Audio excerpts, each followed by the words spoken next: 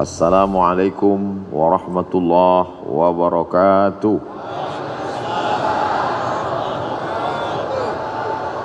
Alhamdulillahilladzi bi ni'matihi tatimmus shalihat.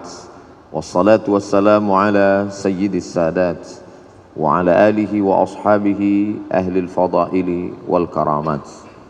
Subhanaka la ilma lana illa ma 'allamtana innaka antal alimul hakim.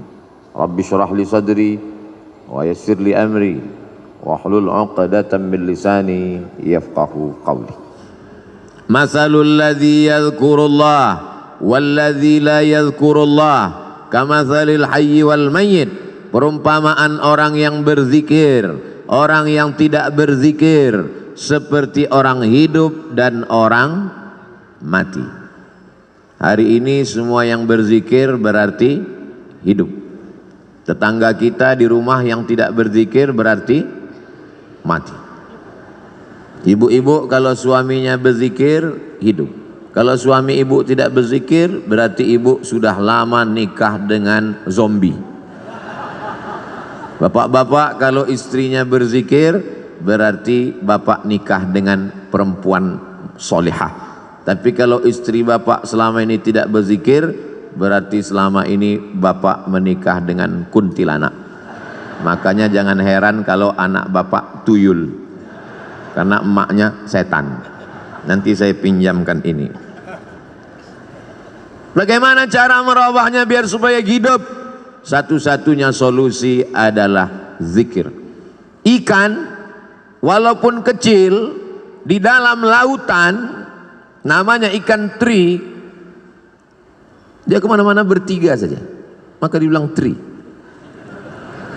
Walaupun ikan teri kecil dalam laut, dia tidak akan pernah asin. Kenapa? Karena dia hidup. Tapi ketika ikan paus besar mati di tengah laut, dia akan asin.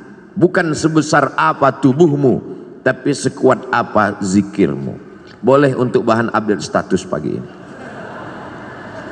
Maka kalau kita berzikir, la yadurrukum man dhalla. Tidak ada yang bisa menyesatkan kamu. Tidak ada yang bisa merusak hati kamu. Kalau hati kamu hidup, menghidupkan hati adalah dengan zikir. Ketika saya sampai di suatu tempat di kampus, sampai terlalu cepat jam 7. Alhamdulillah Ustadz Somad sudah datang. Saya mau nanyakan sesuatu Ustadz Somad. Loh, kenapa nanya sekarang? Di majelis pengajian kenapa? Malu Pak Ustadz. Apa yang mau ibu tanyakan? Hati saya ini Pak Ustadz tenang sekali. Alhamdulillah. Memang begitu hati orang berzikir, Bu. Tapi tenangnya kalau lagi dengar lagu dangdut. Berarti kamu mendapat ketenangan palsu. Hati tenang ketika main game online, palsu. Hati tenang ketika main IG, palsu. Hati tenang ketika main FB, palsu. Ini perasaan Ustadz Somad ini ngomongnya nggak sesuai sama perbuatannya. Dia bilang IG sama FB, tapi dia punya IG. Malah followernya hampir 6 juta. Itu yang baru, yang 9 juta hilang. Itu memang IG namanya Ustadz Abdul Somad, tapi saya nggak tahu passwordnya. Saya tidak pernah main IG itu, cuman kontrol sekali-sekali aja. Loh, Ustadz kok bisa kontrol? Berarti punya IG? Nah, punya fake IG untuk ngelihat-ngelihat aja. Siapa yang ngejek-ngejek? Hati kita mesti selalu dalam zikir. Maka sesungguhnya doa-doa itu adalah zikir. Bangun tidur, alhamdulillahilladzi ahyana ba'dama amatana wa ilaihin nusyur. Mau berangkat, bismillahi tawakkaltu 'ala Allah la haula wala quwata illa billah. Mau masuk WC, Allahumma inni a'udzubika minal khubuthi wal khaba'is. Mau makan, Allahumma barik lana fima razaqtana wa qina adzabannar. Mau melihat wajah di cermin, Allahumma kama hassanta khalqi fahassin khuluqi. Mau tidur, jangan dibaca. Kadang tidak dibaca pun tertidur. Apalagi di majelis zikir. Kalau ada yang tertidur di majelis zikir di Az-Zikra, jangan marah. Itu menunjukkan zikirnya berhasil. Karena hatinya tenang. Orang barat makan obat, pergi ke psikiater dan konsultasi ke psikolog karena tidak bisa tidur. Nama penyakitnya insomnia. Kalau amnesia, hilang ingatan. Insomnia, tidak bisa tidur karena hatinya galau, padahal rumahnya ada, padahal mobilnya besar, padahal badannya sehat, padahal kerjanya ada, tidak bisa tidur karena kacau pikirannya. Anehnya umat Islam, tenang, barokah zikir. Ustadz ceramah, dia tidur. Begitu bangun, kok sebentar sekali tausiahnya. Ini orang luar biasa, ketenangan yang luar biasa. Siapa yang menanamkan ketenangan itu?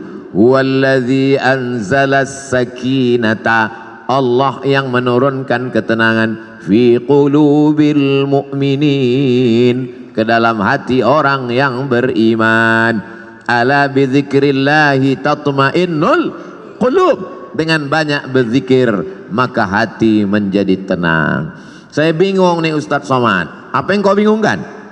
Kata Abi ini zikirnya subhanallah walhamdulillah. Terus kata Ustadz ini zikirnya astaghfirullah. Terus kata Habib zikirnya Allahumma salli ala Sayyidina Muhammad. Terus kata Kiai zikirnya la ilaha illallahul malikul haqqul mubin Muhammadur Rasulullah shadiqul wa'dil amin. Jadi itulah Pak Ustadz. Sampai sekarang ilmu sudah banyak, tapi sampai sekarang saya belum berzikir. Pilih mana yang paling berkesan di hatimu. Saya berzikir itu kalau pakai irama yang dipakai oleh almarhum dulu Ustadz, karena itu terngiang di telinga saya. Astaghfirullahalazim, astaghfirullahalazim, astaghfirullahalazim, astaghfirullahalazim, astaghfirullahalazim, astaghfirullahalazim, astaghfirullahalazim, astaghfirullahalazim, astaghfirullahalazim, astaghfirullahalazim, astaghfirullahalazim, astaghfirullahalazim. Di mana Ustadz pertama kali mendengar itu? Di Pekanbaru Riau. Beliau datang di sekolah polisi, beliau tausiah, saya tausiah, beliau zikir. Itu pertama kali saya dengar. Setelah pulang, terngiang di telinga saya. Beliau sudah pulang ke Jakarta, saya duduk di rumah, terdengar suara itu. Astaghfirullahaladzim. Terbayang wajahnya. Pulang saya ke rumah, mau tidur malam, astaghfirullahaladzim. Bangun saya tengah malam, terdengar lagi astagfirullah. Ternyata kalau kita jatuh cinta, terbawa sampai ke mimpi. Tapi itu bisa juga dibalik. Andai kita jatuh cinta sama artis Korea, kira-kira terbawa gak ke mimpi? Bisa terbawa. Andai kita jatuh cinta sama bule penyanyi barat, nggak sunat, nggak mandi wajib, terbawa ke mimpi, terngiang di telinga. Mohon jangan tersinggung. Ini ceramah ini di-share kemana? Saya takutnya nanti disomasi oleh ikatan orang yang nggak sunat dan nggak mandi wajib. Tolong nanti sebelum diupload diedit dulu. Abdul Somad takut ya? Saya nggak takut. Jamaah yang nggak kuat. Banyak jamaah yang tua-tua, ibu-ibu. Ustadz Somad tolonglah ceramah yang slow-slow aja. Kami nggak tahan melihat, gemetar tangan kami, rasanya mau kami banting aja handphone nih Pak Ustadz. Ya banting aja, nggak bisa beli handphone baru Pak Ustadz. Jamaah yang dimuliakan Allah Subhanahu wa ta'ala. Ada suara-suara yang bergetar masuk ke dalam hati kita. Di antara suara yang bergetar itu adalah suara almarhum. Dia punya gelombang suara tertentu yang bisa masuk ke telinga, ke relung hati, ke tangkai jantung, ke tulang sumsum, ke otak kita. Subhanallah walhamdulillah wala ilaha illallah wallahu akbar.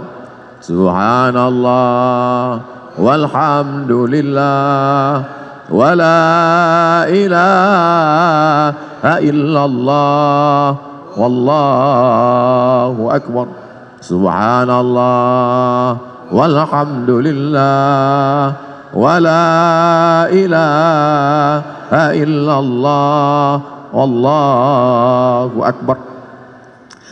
Yang beliau baca itu juga dibaca orang lain, betul? Yang beliau ucapkan itu diucapkan orang lain. Tapi kenapa ketika orang lain yang mengucapkannya tidak berkesan di hati kita? Kisah ini diceritakan dalam kitab Laqtul Marjan, ditulis oleh Al-Hafiz Jalaluddin Abdurrahman As-Suyuti, bahwa ketika itu ada adik raja di Baghdad sakit, perempuan, diganggu oleh jin. Ternyata jin berani juga mengganggu adik raja, bisa lolos dari Satpol PP. Lalu kemudian datanglah orang menemui Imam Ahmad bin Hanbal di Baghdad, meninggal tahun 241 Hijrah, imam mazhab yang keempat, mazhab Hambali. Imam Ahmad bin Hanbal, ya, tolonglah datang ke istana. Kenapa? Adik sultan sakit, tolong obati, bacakan ruqyah. Kata Imam Ahmad bin Hanbal, aku tidak mau dekat ke penguasa. Jadi gimana? Adik sultan sakit, gimana cara mengobatinya? Itu di kamar mandiku ada sendal yang selalu kupakai untuk berwudu. Bagus pakai sendal di toilet supaya percikan air najis jangan sampai membuat wudu kita was-was. Itu di toilet ada sendal kayu, kop-kop.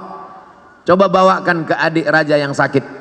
Dibawa sendal itu ke adik raja yang sakit, sehat. Hari berganti, musim berubah, bulan berganti tahun, tiba-tiba adik raja kumat sakit lagi, kerasukan setan, sakit. Dibawa lagi sendal itu. Kata setan yang ada dalam ngerasuki adik raja, aku bukan takut sama sendalnya, tapi sama yang punya sendal sudah meninggal. Tepat pada hari meninggalnya Imam Ahmad bin Hanbal. Jadi bukan pada, oh kalau begitu Ustaz menyepelekan bacaan. Tidak salah bacaannya. Berapa banyak orang membacakan tasbih itu karena hatinya lalai. Subhanallah, walhamdulillah, wala ilaha illallah, wallahu akbar. Lidahnya, hatinya, kenapa gaji 13 belum turun? Allah tidak menerima hati yang lalai. Maka mulutnya berzikir, hatinya tetap mengagungkan Allah Subhanahu wa ta'ala. Bagaimana caranya Pak Ustadz? Kamu punya hati kan? Iya. Sudah dicek. Ternyata pas dicek sama dokter, status hati empty, kosong. Na'udzubillah. Mudah-mudahan kita masih punya hati.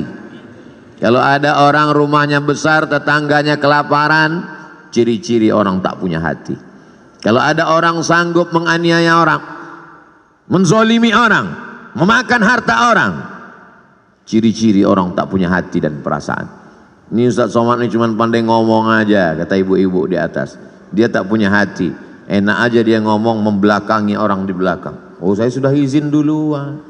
Tadi saya izin, 10 jari saya angkat, 11 dengan kepala. Izin ya Pak. Ya kata mereka, maka saya berdiri. Andai mereka enggak izin, saya di belakang tausiah. Jamaah yang dimuliakan Allah Subhanahu wa ta'ala, hidupkan hati dengan zikir. Menghidupkan badan, banyak-banyak minum susu, banyak-banyak makan vitamin, banyak-banyak 4 sehat 5 sempurna. Jangan lupa makan buah dan olahraga fisik. Tapi jangan lupa lagu kebangsaan Indonesia Raya menyiratkan, bangunlah jiwanya, bangunlah badannya. Jiwanya dulu apa badannya? Jiwanya. Pejuang-pejuang kemerdekaan kita 17 Agustus 1945 jatuh pada bulan suci Ramadan.